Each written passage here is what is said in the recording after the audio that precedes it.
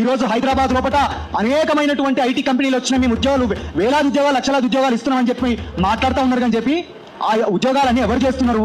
ఒక్కసారి సంక్రాంతి పండుగ వస్తే, దసరా పండుగ వస్తే ఈ బార్డర్ దాటి ఒక 3-4 లక్షల బండ్లు తెలంగాణ బార్డర్ దాటి అవతలకు పోతాయి కార్లే. ఉద్యోగాలు వాటి యొక్క ఫలితాలు ఎవరు పొందుతున్నారు అని చెప్పానంటే ఇక్కడ ఆస్తుల్ని ధ్వంసం చేసి ఇక్కడ ఉన్నటువంటి ఆస్తుల్ని కూడబెట్టుకున్నటువంటి ఆంధ్ర పెత్తందారు.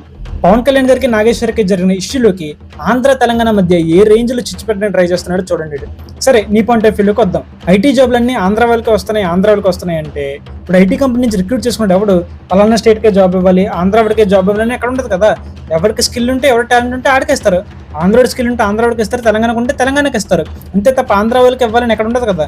ఇప్పుడు తెలంగాణ వాళ్ళకి జాబులు ఎందుకు రావట్లేదంటే ఎంతసేపు బొరాన్ మోడల్ అని కూర్చుంటే ఎవడిస్తారు జాబులు? నీ జర్నలిజంతో ఏదైనా పేకాలనుకుంటే ఫస్ట్ తెలంగాణ యూత్ని మోటివేట్ చేయి, తర్వాత ఆంధ్ర వాళ్ళ సంకన. ఏం ముద్ర మనకే రాదు, చదువు రాదా?